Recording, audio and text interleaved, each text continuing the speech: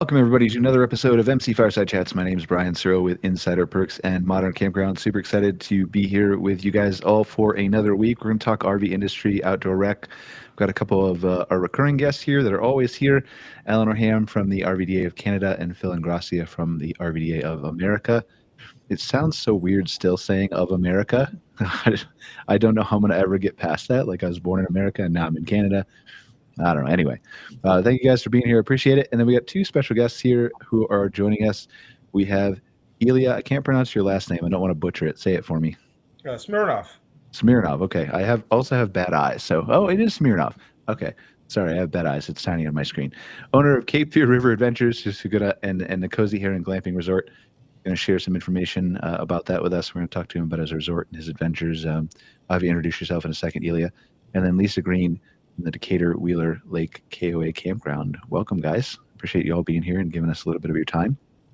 Do we want to just go around the room, and Eleanor and Phil, you can start and just introduce yourself for the, I don't know, one or two people on Earth who don't know who you are.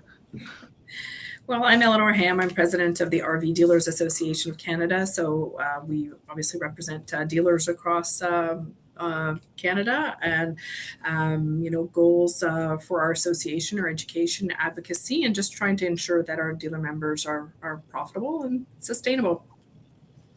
Right, and I'm Eleanor's counterpart in the U.S., Phil Ingrassia, president of the RVDA of the U.S. We have very similar goals for both organizations. You know, our mission is to help dealers, and we also work with the manufacturers, suppliers on various other projects, including the Go RVing program here in the U.S., and then Canada's got their own Go RVing program to kind of promote the RV travel and the RV lifestyle. Is there an RVDA of Mexico? No. I think you should start that, Phil. Like, you look really tan today. That's why I was thinking about it. Yeah, I've been out in the yard working last weekend, so. I mean, it might be a good retirement gig when you decide, like, obviously 30 years from now, you're still young, but. Right. Okay. And then we have Lisa here. Lisa, do you want to introduce yourself and briefly about your campground? We'll go into more detail about it, of course. Sure. It's a great day at KOA at Wheeler Lake. My name's Lisa Green, and I'm the general manager here. And we run an activity-driven campground. Thank you, Lisa. I appreciate you being here. Excited to dive into that a little bit more. And Ilia Smirnov, sorry, I didn't see your name. I was blind. Welcome. Thank you. Yeah, my name is Ilia Smirnov, owner and operator of Cape Fear River Adventures and Cozy Heron Glamping Resort. We're located kind of about 40 minutes outside of Raleigh, North Carolina. Welcome, sir. Appreciate it. It's been a couple years since I've been to Raleigh, but I did like it. Like, I seem to remember there was like some kind of indoor party center we had an event at for Arvik or Ojai, the convention there one year. Anyway, thanks for being here. Appreciate it. So before we kind of get to our special guests and talk through a little bit about their stories and things that they have going on, Eleanor and Phil, is there anything that's come across your desk? I guess we were talking prior to the show about maybe just an industry update from you guys as to, I think we haven't done it in a few months, right? But like, what's happening in the industry, shipments, retail sales, anything that you guys would like to share from both a U.S. Canadian perspective? Whoever wants to start? Sure. Well, I'll kick it off. The April wholesale shipment numbers that RVIA compiles came out this week, and kind of pleasantly surprised that retail was up about 4% in April compared to April of last year. There's been, well-documented concern about consumer sentiment, and RVs certainly are driven by, how people are feeling about their job prospects, stock market, their savings, gas prices, all that. So, things are hanging in there. It's going to be a very similar year to last year, I think, when it all is said and done. I will say that we don't have the retail for April yet, and retail is lagging a little bit. I think dealers are building up a bit of inventory, and Eleanor can talk about the challenges that the Canadian dealers have faced. Are you willing to share with us some retail numbers for March? Yeah, it was down about 14%, I would say. Year over year? Retail was up about 14%. So there's certainly an inventory build going on. Yeah, but that's obviously like we're still recovering a little bit, right? Right, So, and we're getting into the season, so dealers are stocking up. for sure. Eleanor? Yeah, it's actually pretty similar here. I mean, the wholesale shipments were higher than retail sales. I mean, you have a unique situation whereby, the dealers in Canada were building inventory very rapidly because of the concern of the tariffs and the counter tariffs. So between February, March, and April, April was 9th was the date when the counter tariffs on motorhomes came into play. But fortunately, towables were excluded from that. So that's really good. But there was so much uncertainty. So when you look at the wholesale shipments that are published from RVIA, I mean, they're up. It'll be interesting to see how the rest of the year goes, because I know our dealers, if they're in motorized, are probably not making any additional purchases at the moment, because 25% additional cost to a motorhome is could put the unit Significant, yeah. Yeah, it's significant. So, so there was the buildup of inventory. We're seeing, sales were down. We again have the stats to the end of March. So year over year, we're down about 10%. New unit sales from year prior. So again, it's small numbers, right? January, Yeah. February. I mean, there's not a lot that gets registered necessarily in that time frame. So we're hoping that things are picking up. Consumers were a little bit concerned. Consumer sentiment, price point, just the uncertainty, I think, has made people potentially postpone their purchase decision. But at the same time, we're hearing anecdotally from the campground industry here that bookings are strong. So I think people will be purchasing and going RVing. It just will probably be a pretty flat year this year. Yeah, and that's okay. I mean, we have to have flat years. We can't be up forever always, right? Well, So, it'd be nice. I mean, we could be. It would be nice, right? But what comes up must come down is what I was always told since I was a little child. So, but so for clarity, for the Canadian, and I don't want to touch on this other than the one question, but for the tariffs, towables are currently exempt, but motorhomes are not. Correct. How Yeah. did you So, arrive at that conclusion? well, because it comes down to HS codes, which are duty codes, right? And motorhomes are a subcategory of automotive. And so Okay. that's why when there were, a lot of the counter tariffs and tariffs were removed, but there are still the fentanyl tariffs going south on auto. And then as such, there are still counter tariffs coming into Canada on the automotive. So it's any component or any part that, even if it's CUSMA compliant or USMCA compliant, so like the free trade agreement, if it's compliant with that, there is a tariff on the US manufactured component or part of it. So if it's, anything that's not Canadian or not Mexican built, will have the 25% tariff. So as you know, most of the motorhomes are primarily built in the US, Yeah. and as such, they would get, a 25% tariff on that part of it. So, it's we're encouraging our dealers to work with their customs brokers, because it is a little bit confusing. Yeah, God bless both of you. I don't have the patience to deal with all this stuff. And we're advocating and having some pretty strong messaging to government. Government is back in session this week finally, since January. So hopefully we can start having some meetings and trying to remove the motorhomes from that code and that tariff. Cool.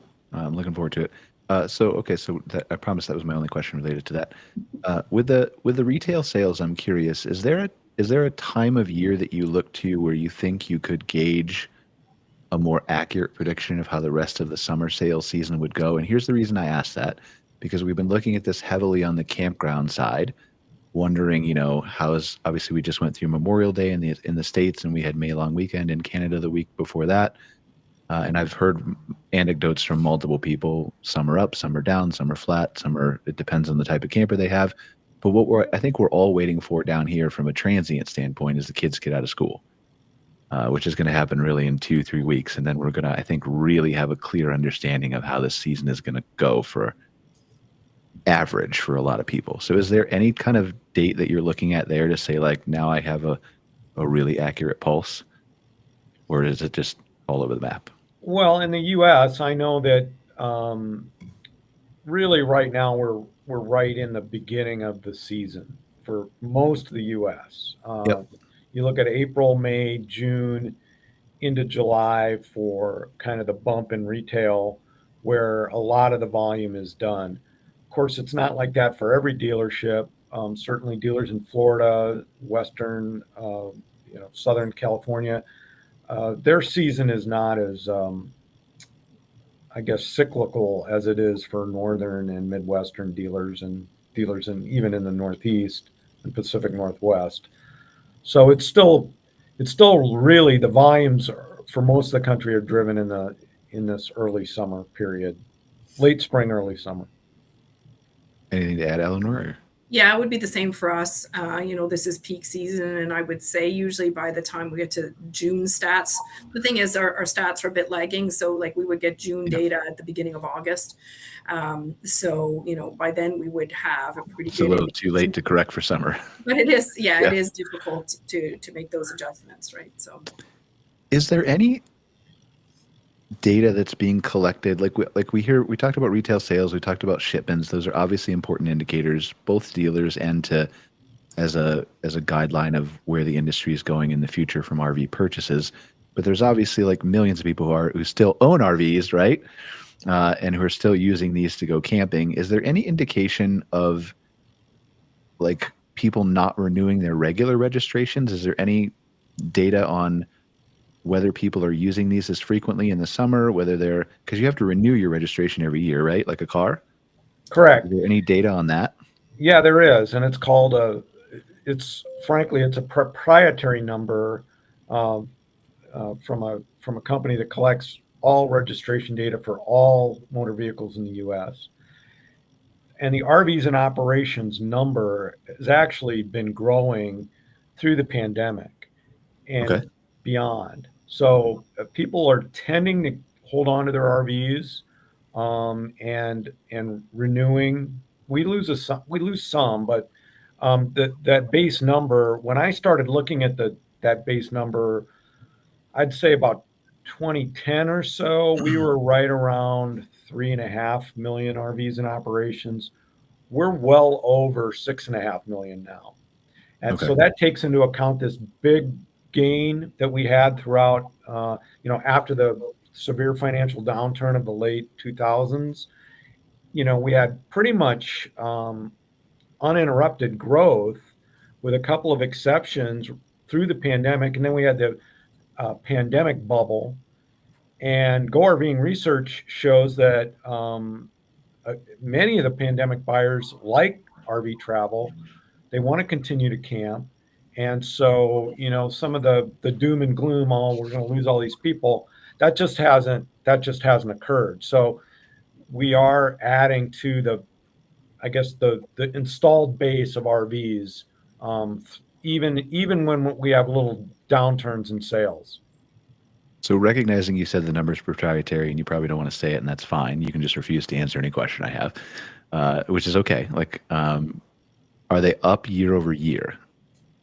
I haven't seen the year over year numbers. Usually I get them at the end of the year. So but it is a proprietary number. That company sells this data. You can imagine. Yeah. That's why I'm not asking you to say it. To have all the registration data that goes through. So, but they do share kind of a top line number with us. Is there any sense? Last question about this. Is there any sense of how much of that number came during the COVID boom of the 6.5 or whatever? Well, we sold about 1.5 million RVs in North America during that time. I mean, we've never seen those numbers. Basically double what we're selling now, the peak of the pandemic in 2022, 2021, 22. So we almost want more pandemics, Phil, or? No. Okay. Nobody wants that. No. Pandemics where people don't get as sick but still want to go crazy and buy RVs. How about that? No, we were in a fortunate position because people wanted to be outside. They wanted to be in a contained environment with their family. RVs fit the bill. You couldn't go on a cruise. You didn't want to go to a resort. Didn't want to go overseas. So boom, that's what happened.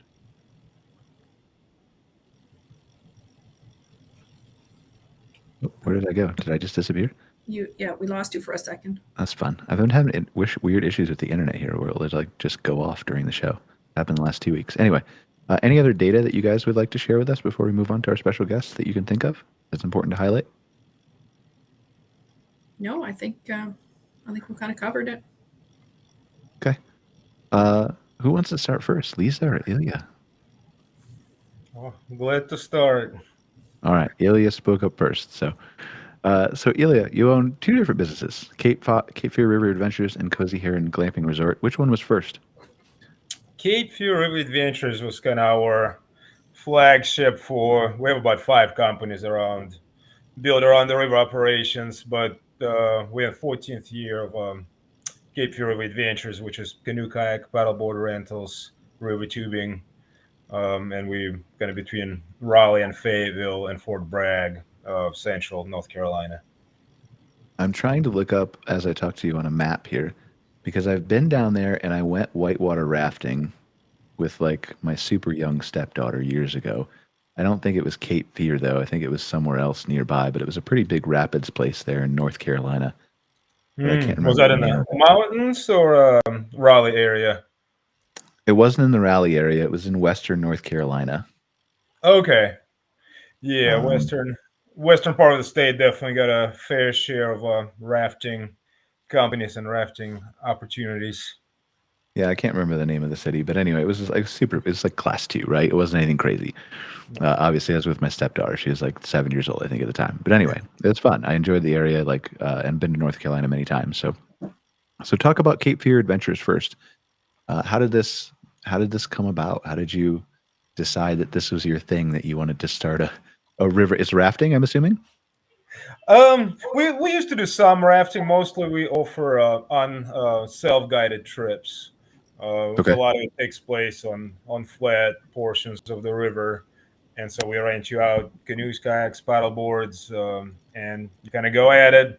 And probably our most popular offering is the lazy river tubing, and people hop on the tube and stay very lazy for up to 5 hours is what usually takes to cover that river section that we operate on. And yeah, but it started back in 2012. Out of all places, me and my wife found the small business for sale on Craigslist, and it seemed like that was very fascinating. And then the business kept growing every year, and kind of took us for quite the journey of outdoor businesses and living. So it's been a good journey. I will admit, like, I've done that. I've done one of those. I guess they're more float trips than rafting. Rafting is what you're talking about, right? Yeah. I did one of those on the Bow River up here. I live in Calgary, and so they have Okay. those where you can go the floating 3 to 4 hours. Yeah. It's kind of through the city, but yeah, and then they come get you at the end.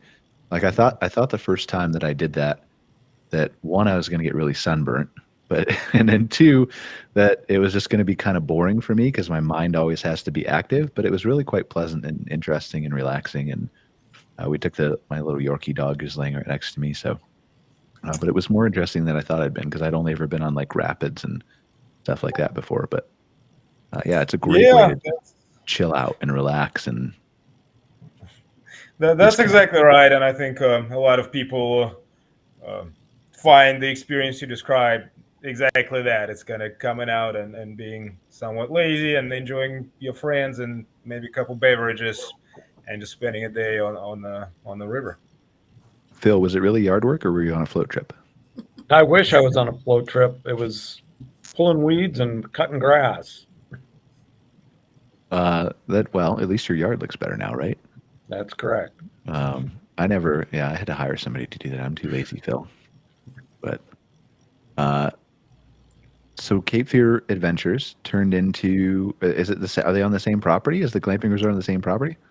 Yeah. So Cozy Heron came around. We are now in a 3rd year of operations, and we worked for a few years to get this resort opened, and it kind of enabled provide additional, obviously, services to our offerings, and we were able to move on to kind of multi-day destination, having a restaurant on premises and of course things to do. And now we introduced lodging, which was in a form of Conestoga wagons.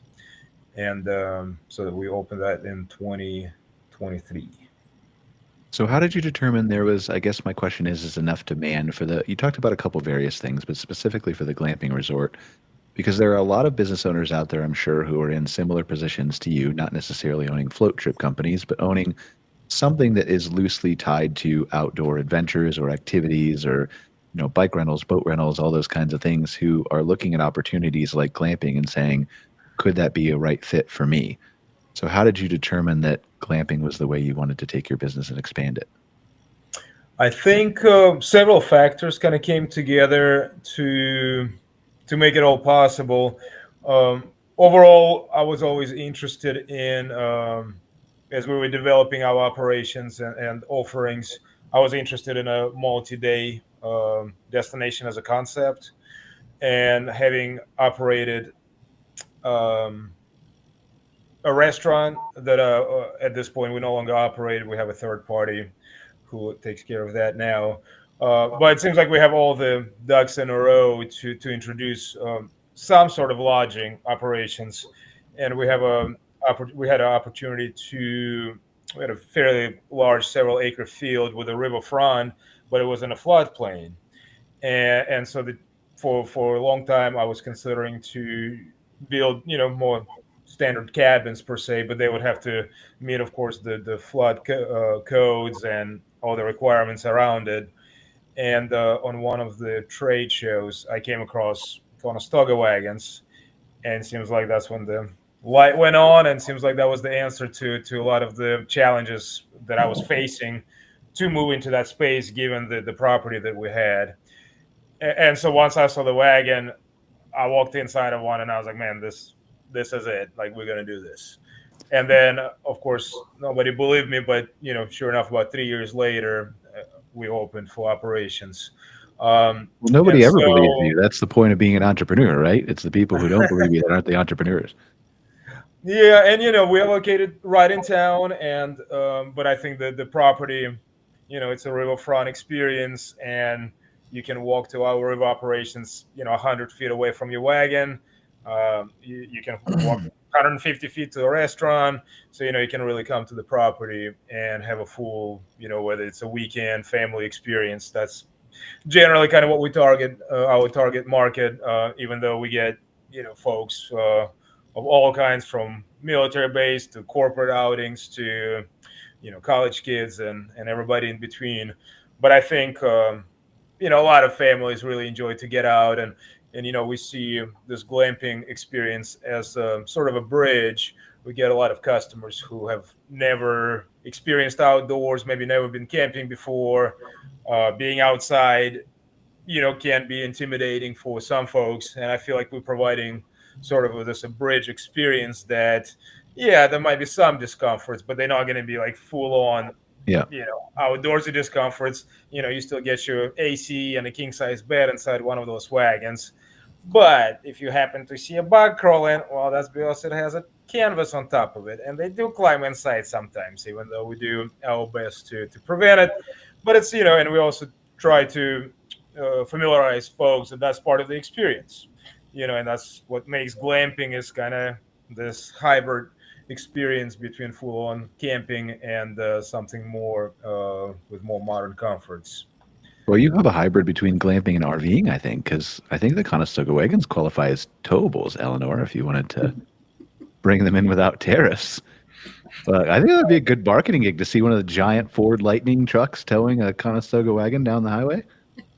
Yeah, it was quite the sight, because frankly, I had to do just that, and I had to tow those wagons while we were organizing the resort. They were in storage, and at some given points, I had to tow them to like trade shows, or eventually when we were setting it up, and I literally had people stop on the highway, take pictures, and wave at me while I was going 7 miles an hour. But it was a fun experience. Yeah, I mean, I think CampSpot did a study that said this was the year of nostalgia. I think that just fits right in. Bring back the Oregon Trail. Be adventurous and interesting. I used to play that game in school. Did you guys have that in school, or am I too young? Yeah, sure did. Too old? Young? I don't know. So okay, so then what kind of results have you seen now that you've got the glamping resort up and running? You've got the Conestoga wagons. Have you seen that have an impact on the other businesses? Have people done longer float trips or multiple float trips? Have they done? Obviously, they've probably eaten more at the restaurant. That's a given, right? But Yeah, I think we're kind of right on track to provide the experience that, in a way, we intended to provide. And so folks come out, they ran the wagon for sometimes one night, sometimes two, sometimes three, like this past Memorial Day weekend. And yeah, and absolutely, some families will get on the river once, other families will be on the river, for multiple days doing different things, going from tubing to kayaking and maybe even trying different river sections. But so far, I think also a huge benefit is that we are, very, very local to major, frankly, inside a major metropolitan area. So the experience that yeah, you might have had with your daughter when you guys went to the mountains, would require, 5-6 hour drive, where for our experience, a lot of the guests we get, they're 20, 30 minutes away, and they jump in the car and they just want a change of scenery or maybe change of experience, and they come down the road and stay with us, and that happens quite frequently. So I think the experience that we're able to introduce in the area is very unique, very much in demand. People curious about outdoors, people want to be outdoors, and I think again that gap that we're feeling with this bridge experience, also connecting them to explore the river more, and just when you're spending multiple days on a in a riverfront facility, I think the that natural feature in Harnett County is just going to draw your attention and draw your interest, and you'd be more and more familiarizing yourself and eventually drawn to be on the river. oh yeah, I mean, that's where I'll eventually build a house on the river, man. I got to have water. Like rivers are my first, lakes are my second, oceans are my third, but the water, right? It is interesting because you put yourself, like, probably not intentionally, but you are in a place that, like you said, is outside of a major metropolitan area like Raleigh, which I think in some cases will maybe not recession proof you, but certainly make you much more recession resistant than a more rural campground that people have to drive to, glamping resort, river adventure, or somebody who's on the way to somewhere else. I think those are probably the parks that I'm most concerned about getting data for, and from a campground glamping perspective side is, are people taking the longer trips this year? Are they staying closer to home? There's a lot of data that says they're staying within 50-ish miles, or sorry, Yeah. Eleanor, I'm up in Canada. I don't even know the kilometer equivalent of that, but like 60, 70, 65, something like that. I think there's a lot of data. So what have you seen so far for your business this year? Has it looked Well, up? and to your point, which is very hard broken and was somewhat involved with the aftermath of Hurricane Helene, and unfortunately, Helene had a major impact on a lot of the rivers in North Carolina and a lot of the similar operations where there was guided services on rivers or some of the resorts, glamping resorts and other similar businesses that were heavily impacted. Some were shut down. Some are still trying to figure out how to move forward. And and to your point that generally people would be packing up, driving to the mountains for those experiences, where now in some ways those experiences are limited, and potentially closer to home outlet is also somewhat in a higher demand, knowing that you might not have to drive 5 hours to get outdoors, and the outdoors are things that we're kind of right in your backyard, just a few minutes away, and still have be able to get on the river and have great experience.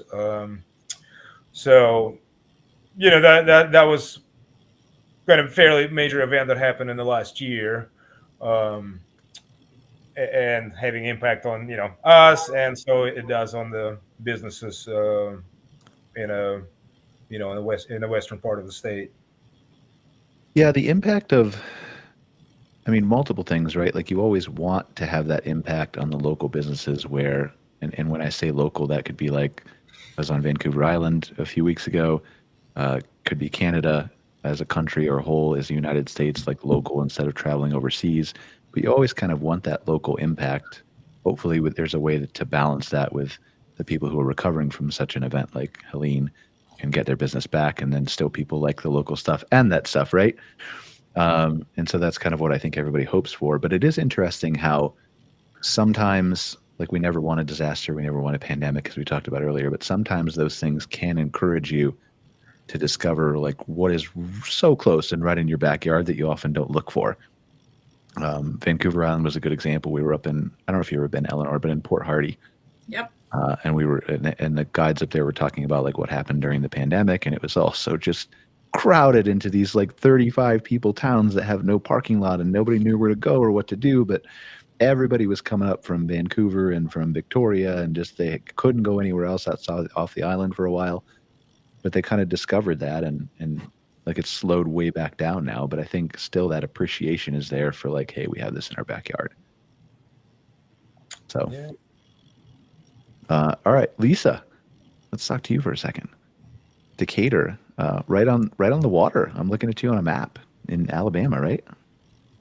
Yes, sir. We're at Wheeler Lake, and it is a dammed up lake that's right off the Tennessee River. So talk to us about your KOA. What do you have?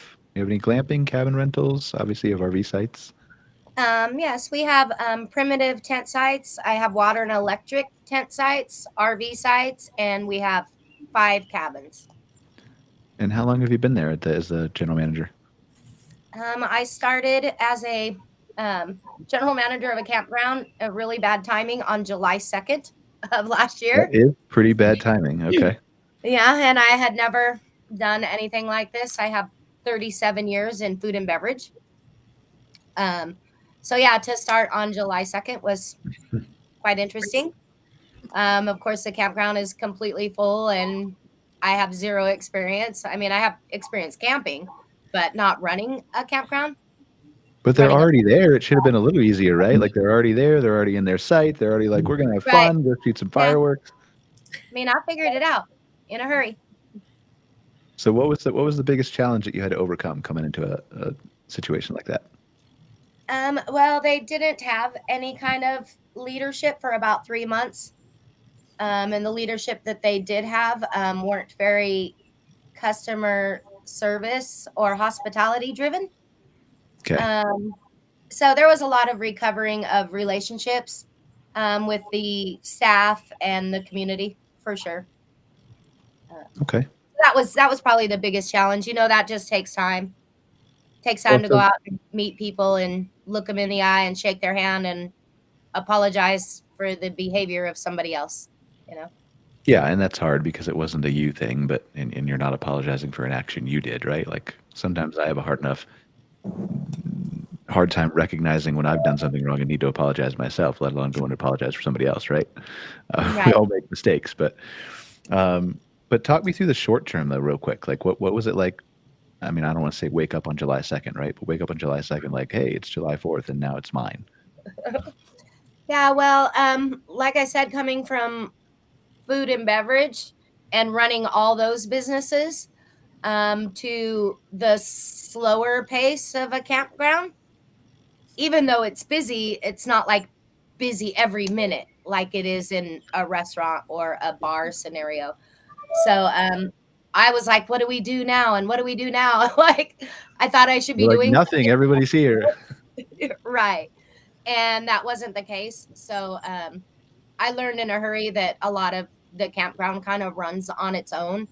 And it's mainly about maintaining and talking to the guests and having a good time yourself will help the others have a good time and relax.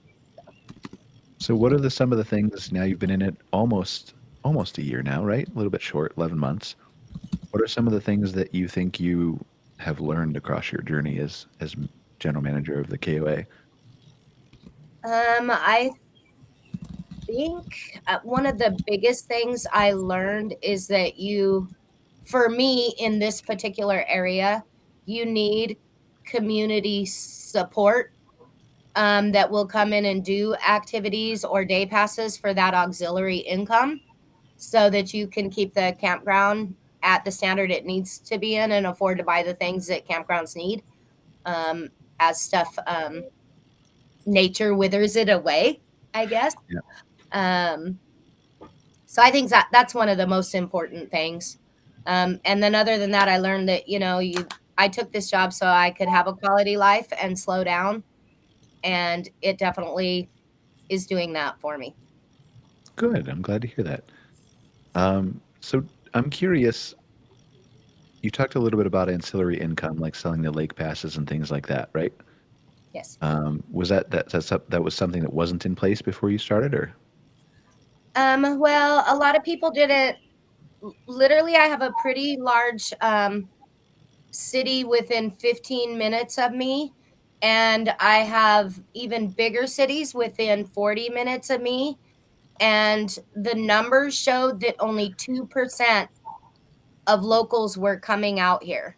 So they were Okay. depending on a huge amount of people to come into an area that really isn't very well known.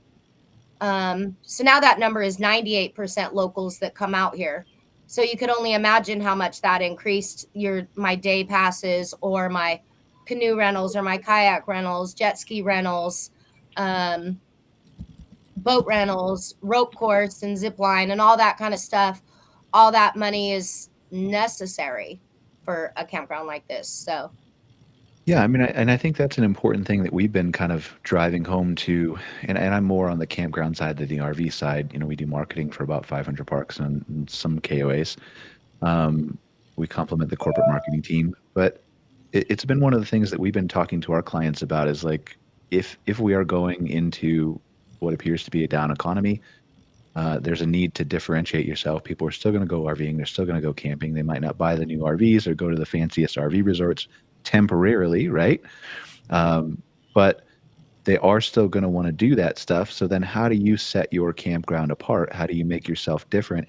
And how do you focus on ancillary revenue like that, like jet skis or boat rentals or, lake passes or things like that, to both raise your income and diversify yourself, which is super important in a down economy or one where like there's not as many people going camping in COVID because they have to choose between, obviously KOA as a brand is different than other campgrounds, but even if they're choosing between KOAs or different resorts, what is the thing that sets you apart? So I think I would love to hear your thoughts on if there's any amenities you added, if there's any amenities you're still considering adding for ancillary income, and how you chose those, because I think that would be helpful for some of our audience to hear. Like, obviously you're on a lake, right? So you have a built-in advantage, but. right. Well, I am very outside the box and I know this area pretty well. I'm an hour and a half south of Nashville. I'm 40 minutes from Muscle Shoals, and both of those are very, very large music communities, right?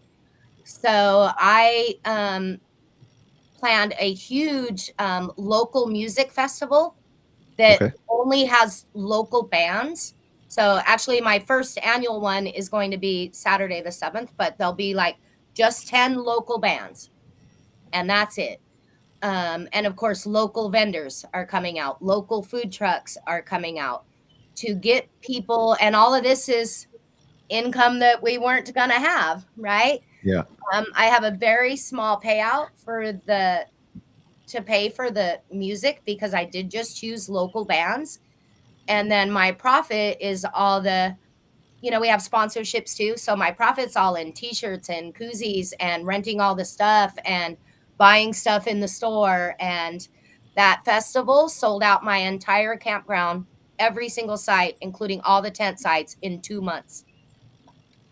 And I started planning this and opening it up and putting it out there in January because nobody's camping in January, but I need income to come in January.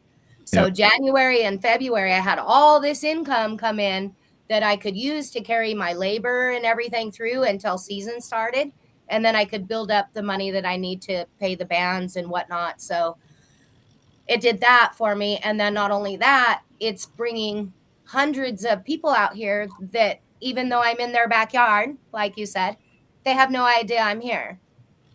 So it's really going to be great for the campground and for the community. So I'm really excited to do stuff like that for the community and to give something for local people to do in the area that they don't have to travel far to do.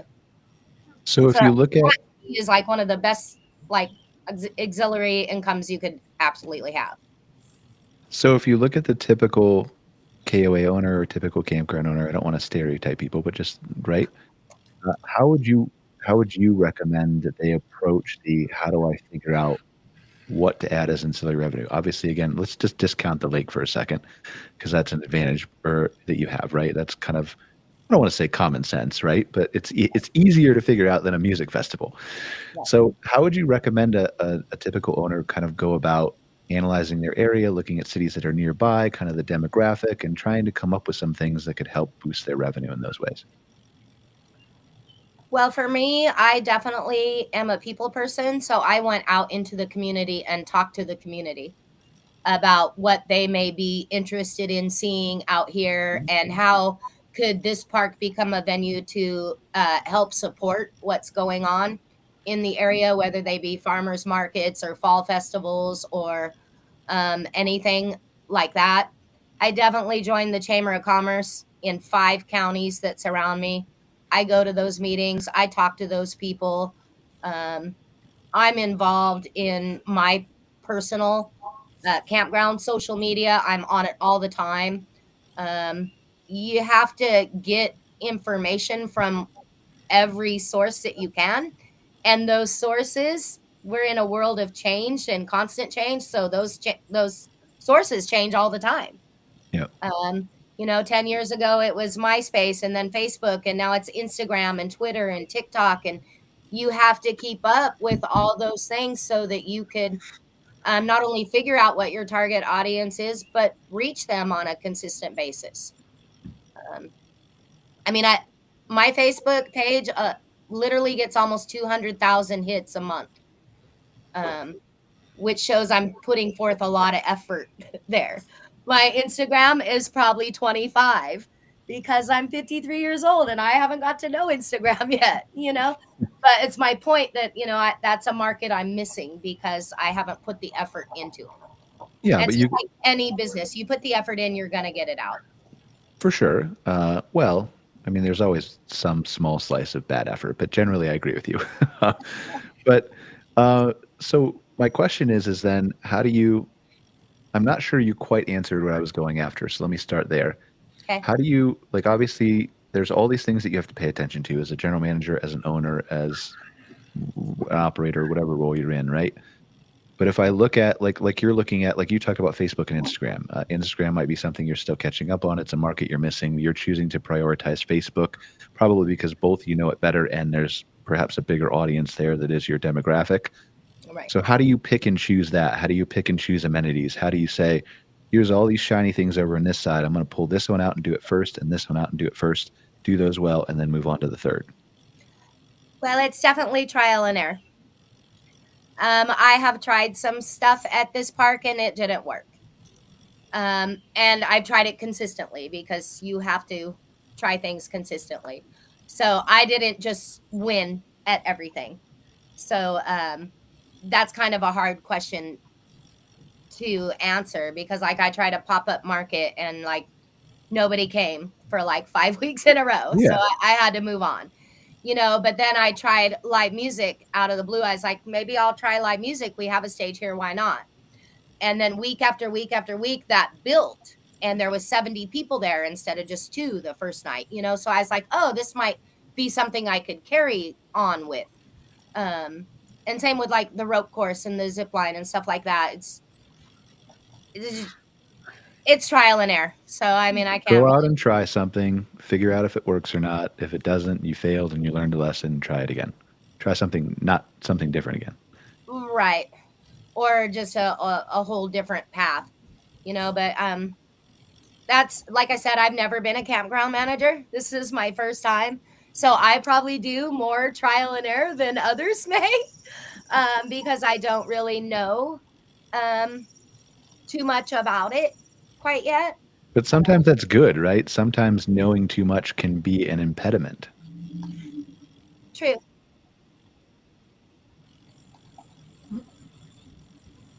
Oh, there we go. I disappeared again. That was fun. Welcome back. Anyway, so, but knowing can sometimes be an impediment, right? So like you know what you know, and so you think you don't need to know anything else. And so I think sometimes a fresh perspective and fresh set of eyes is good. I agree. And I think always be willing to think outside the box to make money for your business. Don't be scared to try something. Ilia, was it all roses for you? Did you succeed on everything you tried, or? That would be nice, wouldn't it? But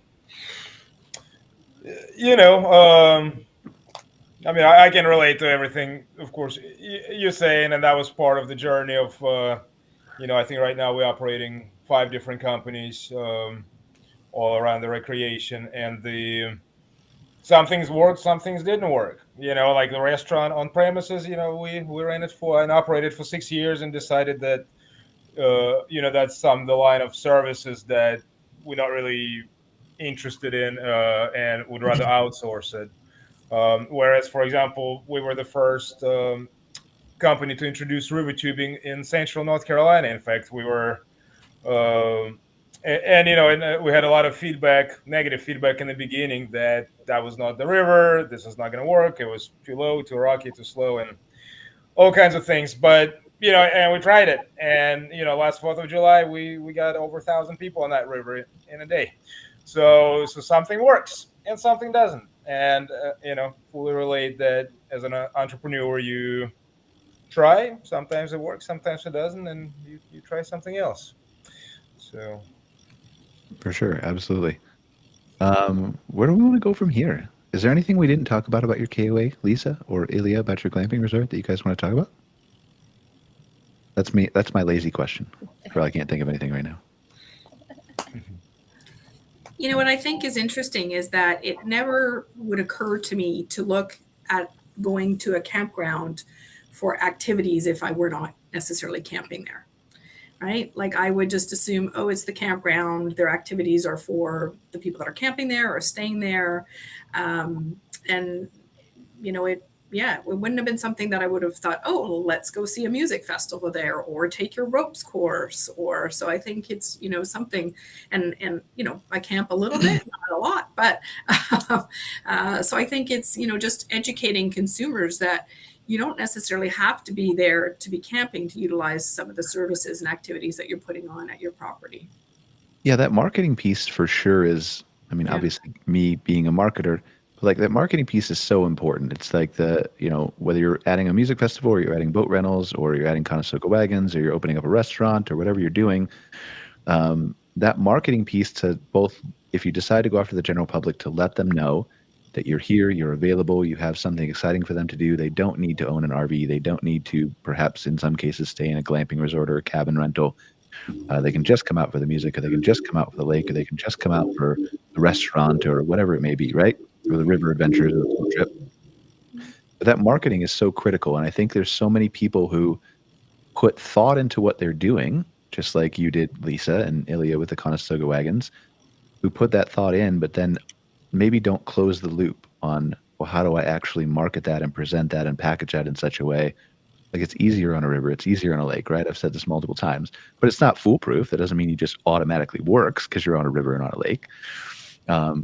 But that piece I think is missing from a lot of the mindsets of there has to be a concerted effort behind that to give the message that you want to give to the consumers, whether it's day use like Eleanor was talking about or whatever. I mean, I look at these Go RVing commercials, right? And a lot of the RVing commercials have 2 to 5 seconds of the 30 is an actual RV and the rest is having fun outside and enjoying the adventure, and which is important, right? But it would be interesting sometimes to maybe see an RV commercial that showed activities at a resort or a campground or things like that.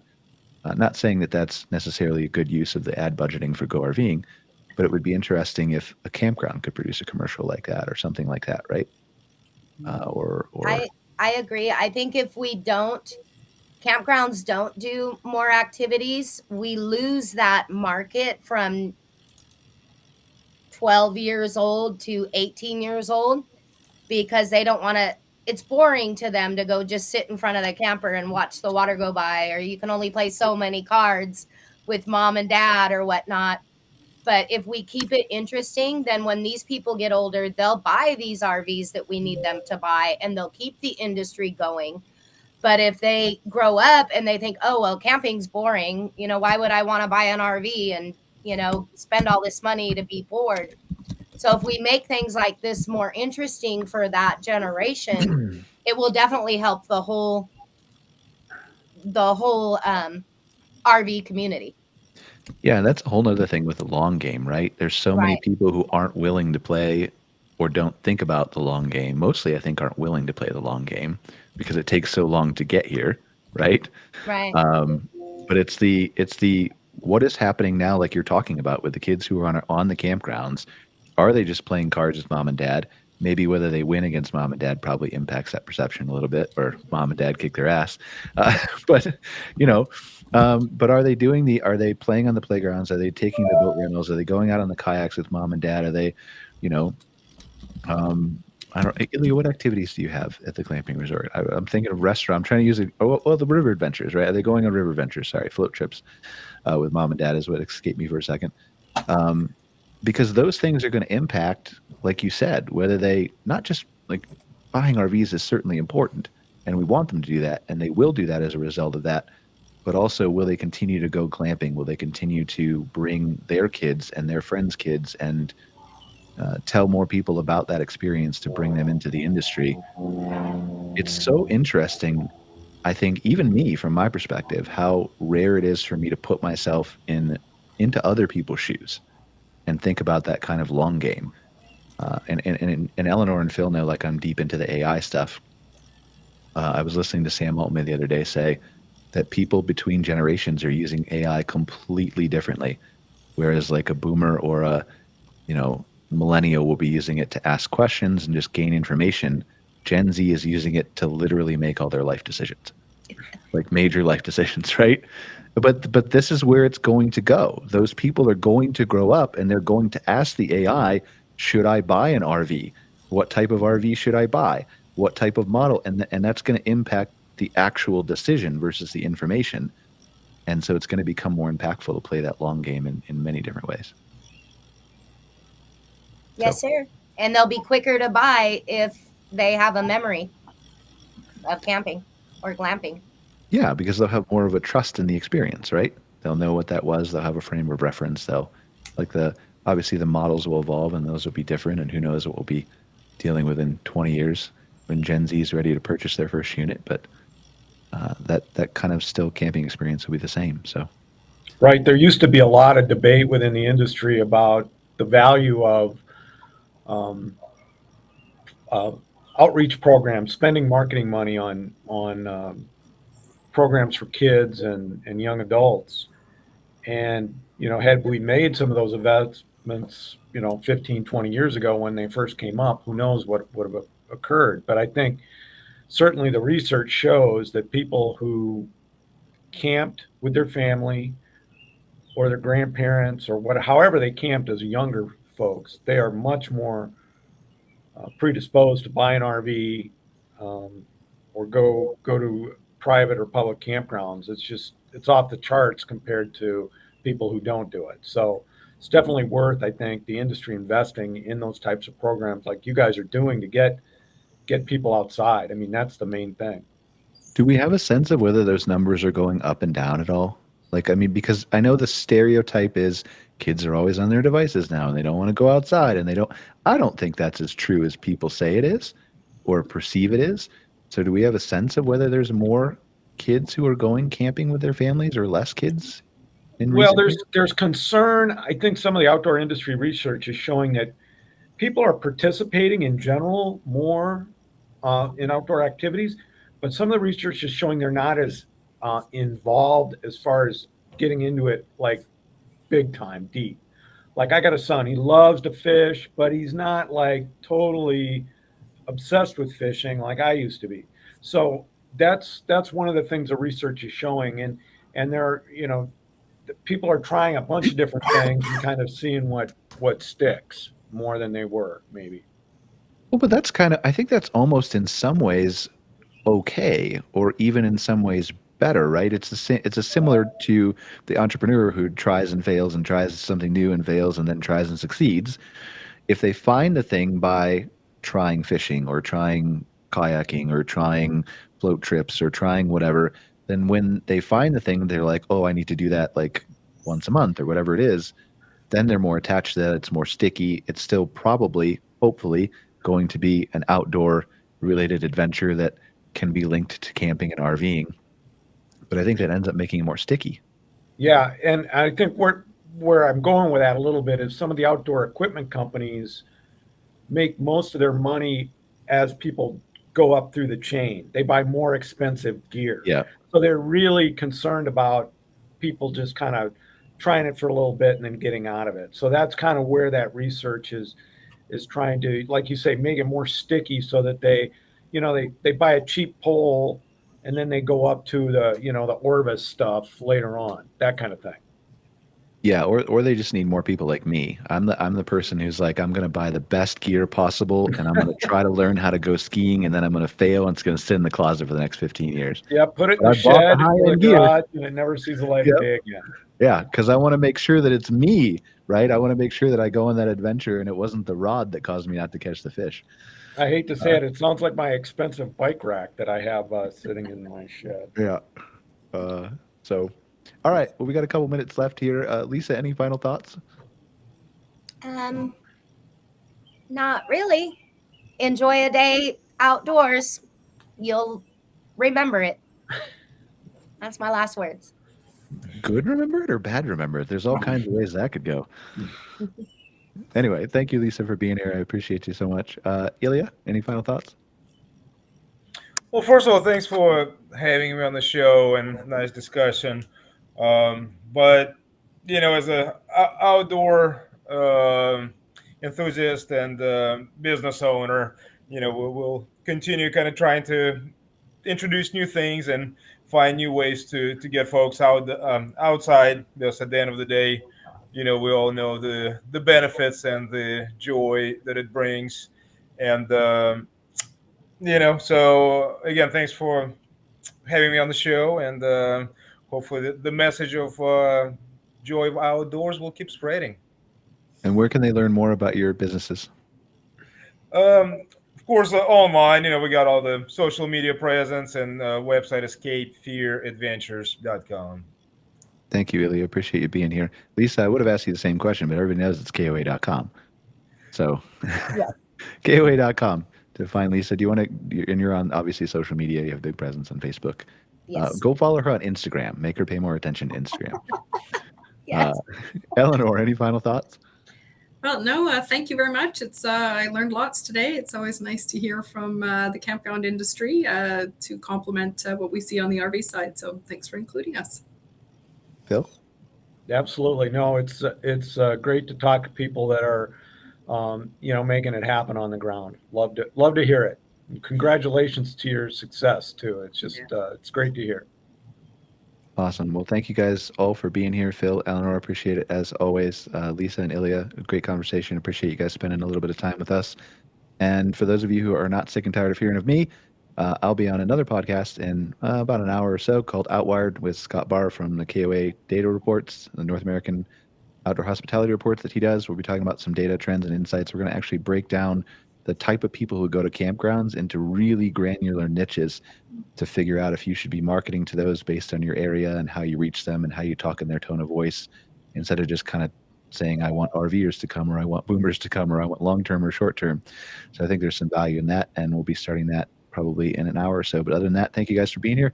Really appreciate it. We'll see you next week on another episode of MC Fireside Chats. Take care. Thank you.